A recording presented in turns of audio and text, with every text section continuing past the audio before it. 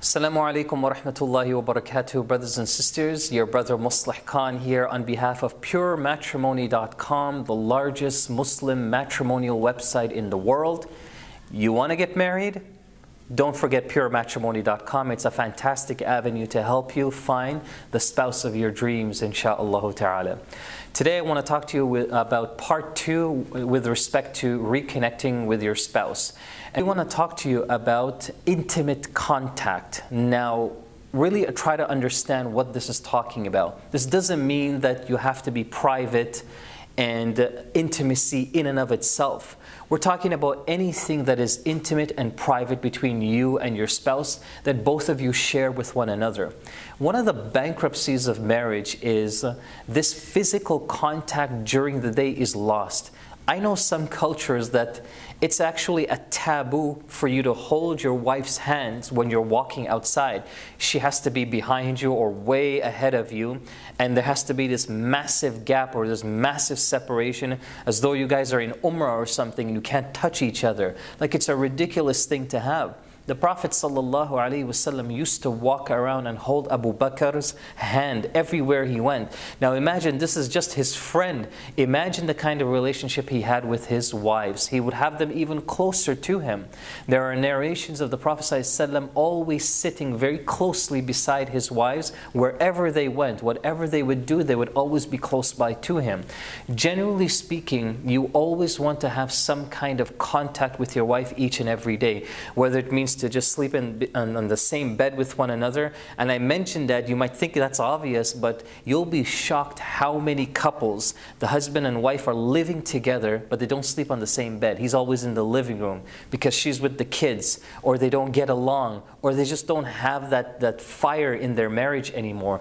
This is actually a recipe for disaster. Things are not going well when you can't be together. Imagine, this is the mother of your child. This is the father of your children.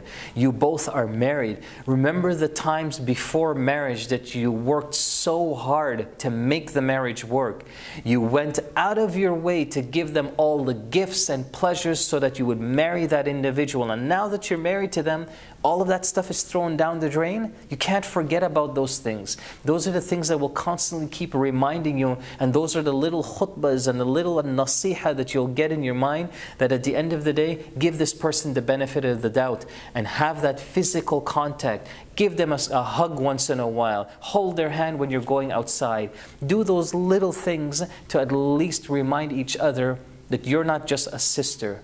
You're not just somebody like, my friend or my colleague. You're actually my spouse, and I want you near me all the time.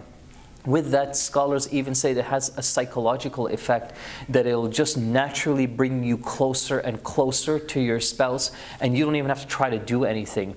I get really turned off when I read certain reports and letters, even articles you'll find on Google, that they'll say to you, well, you need to go buy roses, set up a romantic night, light the candles. You have to go through all of this preparation to somehow reconnect that fire with your wife or your spouse. All of that stuff is good, but at the end of the day, it's so superficial. It either works or it becomes a complete disaster. The real contact that you want to have with your wife or your husband is the contact that is consistent, that is genuine, that is real, that has quality and has feeling behind it, that you sincerely want to have that contact with that individual because you love them at the end of the day. Those are the things that that are beyond value. They don't equal setting up candles and having those dinners. Those things are great, and if you like that stuff, keep doing it, but just don't depend on that to help you reconnect with your spouse. Because at the end of the day, the flowers, they will die out. They will dry and they will die out. The candle will eventually stop burning. Your stomachs will eventually full, and you can't have those candlelight dinners anymore. So what do you have at the end of the day? The things that never end. It's the smile, it's the laughter, it's the conversations, it's the holding hands, it's the hugs that you have with one another. Those are the things, no matter how old or young you are, they never leave you. Those are the things that really keep the spark in the marriage. And those are the things that will constantly help you reconnect with your spouse through the good times and through the bad. May Allah subhanahu wa ta'ala bless you all in your marriages. If you want to know more about reconnecting with your spouse, click the link below, download this fantastic ebook. It gives you tons of different advice and different points, and it's a free ebook. So just download it, have it there, and you can refer to it from time to time on different things you can do to reconnect with your spouse in your marriage. May Allah Azza wa Jal bless you all. Wassalamu alaikum wa rahmatullahi wa barakatuh.